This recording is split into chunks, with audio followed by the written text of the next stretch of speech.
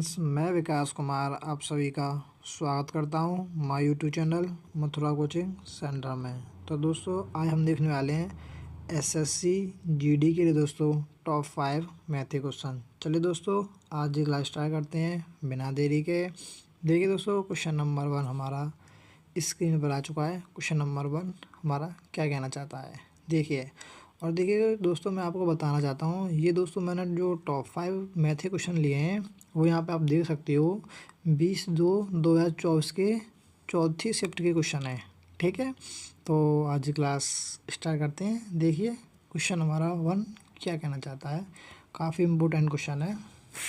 देखिए, विक्रम ने एक परीक्षा में 32% अंक प्राप्त किए और 15 अंकों से अनुत्तीर्ण हो गया।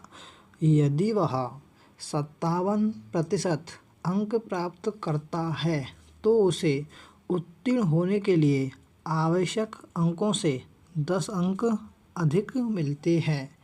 परीक्षा में उत्तीर्ण होने के लिए कितने अंक होने चाहिए? ठीक है, तो क्वेश्चन कोई ज़्यादा हार्ड नहीं है, क्वेश्चन इजी है। देखिए क्वेश्चन क्या कहना चाहता है, एक कोई विक्रम है, वो दोस्तों क्या करता है परीक्षा में दोस्तों 32 कितने लाता है अंक 32%। ठीक है, 32% लाने से दोस्तों क्या होता है, वो फेल हो जाता है। ठीक है, और दोस्तों कितने अंकों से फेल होता है, वो फेल होता है 15 अंकों से। ठीक है, यदि दोस्तों वो 32% अंक प्राप्त करता है और दोस्तों 15 अंक और ले आता तो वो पास हो जाता। ठीक है, इसका कहने का मतलब ये है। और आगे क्या बोलता है, यदि वह 57% अंक लाता है तो दोस्तों वो दोस्तों क्या करता है 10 अंक एक्स्ट्रा ले आता है पास होने से। ठीक है, तो भाई अब इस क्वेश्चन में उसने पूछा क्या है, आपको ये देखना है। उसने पूछा है परीक्षा में उत्तीर्ण होने के लिए कितने अंक होने चाहिए। ठीक है, तो भाई इससे निकालने के लिए तो पहले दोस्तों आपको इसका दोस्तों टोटल मार्क्स निकालने होंगे। ठीक है, अब टोटल मार्क्स कैसे निकालते हैं वो देखते हैं। तो कुछ भी नहीं है। अब आप ये बताइए, वो 32% लेके आया है तो दोस्तों क्या होता है 15 अंकों से फेल हो जाता है।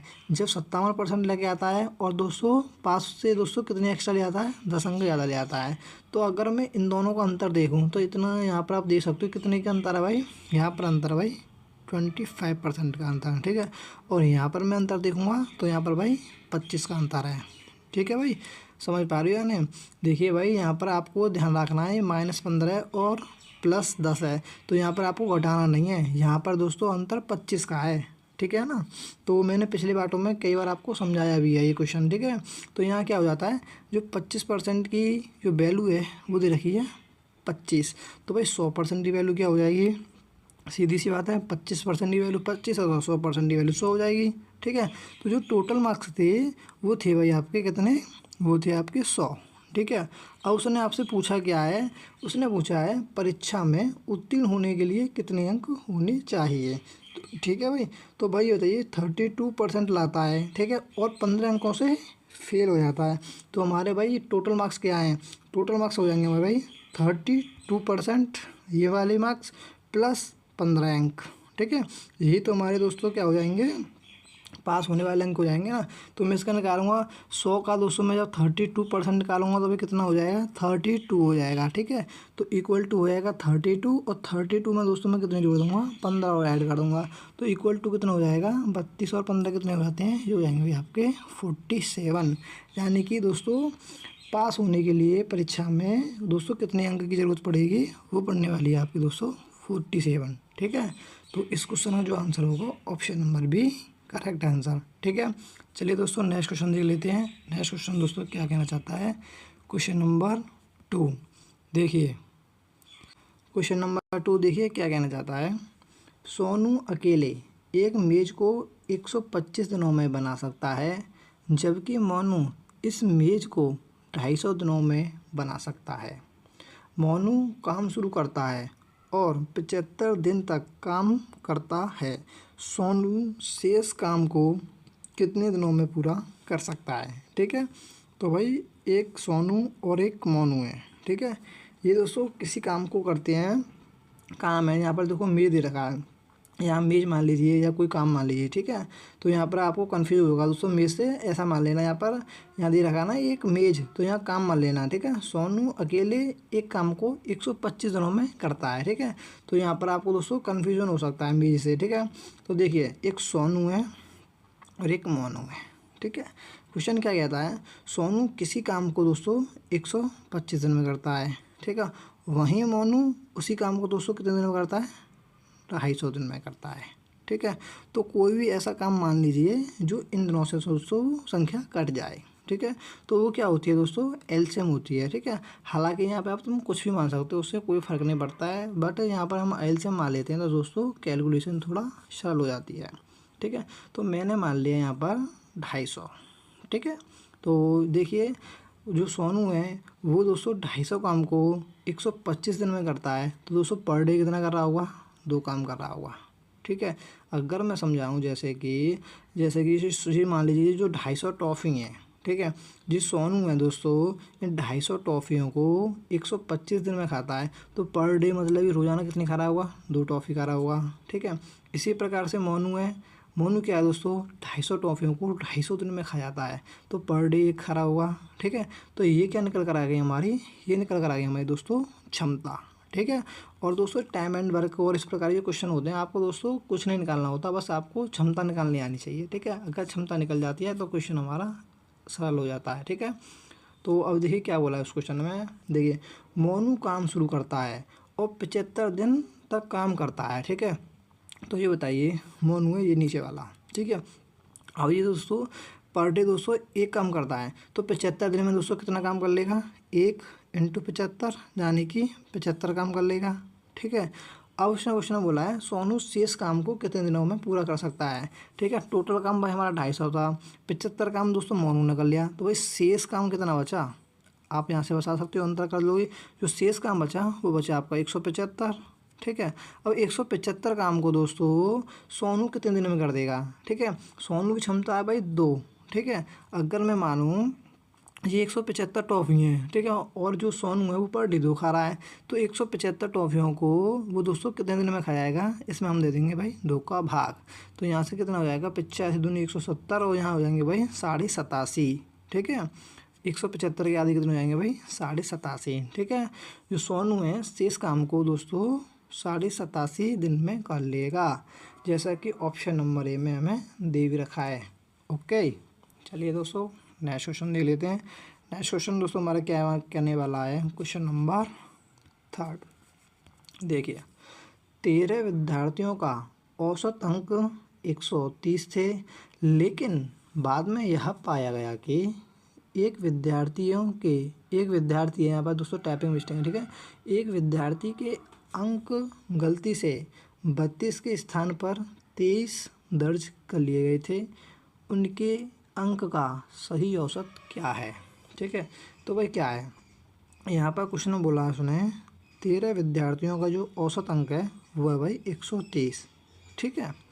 अब यहाँ पर क्या पाया गया है, देखिए एक विद्यार्थी का दोस्तों अंक में क्या होता है, गलती से 32 की जगह दोस्तों कितना दर्ज किया गया है, वो किया गया है आपका, यहाँ पर आप देख सकते हो 23, ठीक है। अब आप यहाँ एक बात समझिए, ठीक है, क्या होता है 32 की जगह दोस्तों 23 दर्ज किया है, तो भाई सीधी सी बात है, कॉमन सेंस की बात है भाई, कम दर्ज किया है तो दोस्तों एवरेज में दोस्तों कमी आई होगी, ठीक है। अब देखिए दोस्तों जो कमी आई है वो कितने की आई होगी, तो वो यहाँ पर दोस्तों आपको ऐड करना होगा, ठीक है। यहाँ पर अभी कन्फ्यूजन होता है, यहाँ पर दोस्तों घटा देते हैं, बट यहाँ पर दोस्तों घटाना नहीं है, ठीक है। भाई आप सीधी सी बात समझो 32 है, ठीक है, 32 की जगह भाई 23 लिख दिया, 23 लिख लिया, तो दोस्तों जो एवरेज आया है ये 130 ये घटा हुआ आया है, ठीक है। जब दोस्तों हम अगर हम दोस्तों 32 की जगह अगर 32 लेंगे तो दोस्तों यहाँ पर हमें बढ़ जाएगा एवरेज, ठीक है। तो अब ले लेते हैं, ठीक है। तो 32 की जगह हमने 23 लिया था, तो लिया कितना कम था ये देख लेते हैं, कितने का अंतर है भाई, यहाँ पे दोस्तों 9 का अंतर है, ठीक है। अब जब 9 का अंतर है तो दोस्तों ये 13 विद्यार्थी हैं, ठीक है ना, तो ये जो 13 हैं दोस्तों इन 13 पर बटेगा, तो ये कितना हो जाएगा 9/13, 13, ठीक है, इक्वल टू जाएगा ये दोस्तों 0.69 बार। तो दोस्तों जो 130 जो एवरेज है ये दोस्तों सही औसत इसका दोस्तों क्या होगा, ये हो जाएगा आपका दोस्तों 130 प्लस के 0.69 इक्वल टू कितना हो जाएगा, ये हो जाएगा दोस्तों आपका 130.69, जैसे कि ऑप्शन नंबर ए में दे रखा है। ठीक है, तो भाई ज़्यादा हार्ड क्वेश्चन नहीं था, इजी था। ओके, तो option number A correct answer. Next question देख लेते हैं, क्वेश्चन नंबर 4। देखिए क्वेश्चन नंबर 4 हमारा क्या कहना चाहता है। अंकित एक वस्तु को 10% की हानि पर बेचता है यदि वह इसे 30% कम मूल्य पर खरीदता है और इसे 26 रुपये कम में बेचता है तो उसे 10% का लाभ होता है। वस्तु का क्रय मूल्य क्या होगा। ठीक है, तो देखिए क्वेश्चन ये भी इजी है। देखिए एक अंकित है, वो क्या करता है, एक वस्तु को 10% की हानि पर बेचता है। ठीक है, तो मैंने मान लिया उस वस्तु का क्रय मूल्य भाई 100 रुपये था। ठीक है, मैंने मान लिया उस वस्तु का कॉस्ट प्राइस यानी क्रय मूल्य वो 100 रुपये था। अब उसने दोस्तों उसको क्या करता है, वो 10% की हानि पर बेचता है। यानी 100 की चीज़ को अगर मैं 10% की हानि पर बेचूंगा तो क्या मैं इसके दोस्तों 90% निकाल दूंगा। ठीक है, तो भाई वो 100 का अगर मैं 90% निकालूंगा तो मैं 90 ही होने वाला है। ठीक है, 100 की चीज़ को मैंने दोस्तों 90 में बेचता हूँ तो मुझे 10% की हानि होती है। ठीक है, अब उसने क्वेश्चन में आगे क्या बोला है, यदि वह इसे 30% कम मूल्य पर खरीदता है। ठीक है, अगर आप जो बताइए मैं 100 की चीज़ पहले 100 की लेके आया और मैं क्या करता हूँ आगे इसको दोस्तों 30% कम पर लेके आता हूँ। अब तो भाई मैं 30% कम लेके आऊँगा तो अब कितने की लेके आऊँगा, 70 की। ठीक है, अब ऐसा करने से दोस्तों आगे क्या होता है, देखिए मुझे दोस्तों कितने का लाभ होता है, 10% का लाभ होता है। ठीक है, तो भाई कितने हैं, मैं अब 70 की लाया हूँ, अगर मुझे 10% का लाभ लेना है तो मैं क्या 70 की चीज़ को दोस्तों कितने में बेच दूँगा, 77 में बेच दूँगा। ठीक है भाई, समझ पा रही हो नहीं भाई, क्वेश्चन भाई इजी है, क्वेश्चन को समझना है आपको। पहले भाई दोबारा समझा देता हूँ। ठीक है, जैसे कि आपको मैंने माना क्रय मूल्य 100 रुपये था। ठीक है, उसने क्या बोला है 10% की हानि पर बेचा, तो मैंने भाई 10% की हानि पर बेचा तो वो 90 रुपये में बिक गई। ठीक है, आगे क्या बोलता है कि उस वस्तु को दोस्तों तुम जो 100 रुपये की लाए थे अब मैं दोस्तों उसको 30% कम पे लेके आता हूँ, तो मैं 30% कम पे लेके आया था दोस्तों, क्या मैं 70 की लेके आया हूँ। ठीक है, और ऐसा करने से दोस्तों क्या होता है, मुझे 10% का लाभ होता है। ठीक है, 10% का भाई लाभ होता है, तो दोस्तों क्या मैं उसको 77 में बेच दूंगा यानी 77 में बेच दूंगा। ठीक है, अब उसने क्वेश्चन में भाई यहाँ पर एक छोटी सी बात बोली और उसे 26 रुपये कम में बेचता है। तो यहाँ पर दोस्तों जो SP हैं यानी जी SP1 है और जी एक SP2 है, तो इनका जो आपको अंतर दे रखा है वो दे रखा है आपको 26। ठीक है, यहाँ मैं अंतर देखूँ तो यहाँ अंतर है भाई 13 का, क्वेश्चन में बोला है उसने 26 का। ठीक है, तो एक की वैल्यू कितनी हो गई भाई, 2 हो गई। ठीक है, तो दोस्तों हमने जो CP माना है, जो भी दोस्तों जो वैल्यू रही होंगी सब दोस्तों क्या रही होंगी, 2 गुना रही होंगी। ठीक है, यहाँ पे अगर हम देखें भाई यहाँ पर 13 है और क्वेश्चन में बोल रहा है 26, तो दोस्तों यहाँ पर क्या है, यहाँ पर दोस्तों 2 गुना है ना, तो दोस्तों ये जो सारी मैंने वैल्यू मानी है ये दोस्तों क्या रही होंगी, 2 गुनी रही होंगी। ठीक है, उसने पूछा वस्तु का क्रय मूल्य, तो जो वस्तु का जो क्रय मूल्य होगा वो रहा होगा दोस्तों 2 गुना, यानी 100 ना रह के दोस्तों कितना रहा होगा, हो रहा होगा आपका 200। ठीक है, जैसे कि ऑप्शन नंबर ए में हमें दे भी रखा है। ठीक है, चलिए दोस्तों नेक्स्ट क्वेश्चन देख लेते हैं। नेक्स्ट क्वेश्चन दोस्तों हमारा क्या कहने वाला है, क्वेश्चन नंबर 5 जो कि हमारा लास्ट क्वेश्चन होने वाला है। देखिए ये भी काफ़ी इम्पोर्टेंट है, यहाँ पर दोस्तों लिखी हुआ है, देखिए यहाँ पर मैं दोबारा लिख देता हूँ, यह आपको दोस्तों दिख भी रहा होगा। देखिए सबसे पहले आप यहाँ पर देख सकते हो कोई ना ब्रैकेट है ना कुछ भी है, तो सबसे पहले हम दोस्तों क्या हल करते हैं, इसमें ऑफर करते हैं, ऑफ के बाद डिवाइड फिर मल्टीपल। ठीक है, तो यहाँ पर अब हम हल करेंगे इस प्रकार से 2016 भागित के 4 प्लस 32 × 6 कितने हो जाएंगे भाई, ये हो जाएंगे आपके 192 माइनस 26 दिया कितने हो जाएंगे भाई यहाँ पर आपके, ये हो जाएंगे आपके 6 × 18 है और एक हासिल हो जाएगा। ठीक है ना, तो यहाँ होगा 3 दूनी 6 और 1 7। ठीक है, यानी कि 78 और 4 से भाई कितनी बार डिवाइड हो जाएगा, इसमें चला जाएगा भाई 504 प्लस 192 में से दोस्तों माइनस के 78 गए तो कितने बचेंगे, ये बचे जाएंगे भाई आपके 114। ठीक है, 504 और 114 कितने हो जाएंगे? जी हो जाएंगे आपके 600 और ये हो जाएंगे भाई आपके 618। ठीक है, जैसे कि ऑप्शन नंबर ए में हमें दे भी रखा है। ठीक है, तो भाई यहाँ पर हमारे टॉप 5 मैथ के क्वेश्चन समाप्त होते हैं। अगर वीडियो अच्छी लगी हो तो लाइक करना और चैनल को सब्सक्राइब करना। Okay bye, thank you.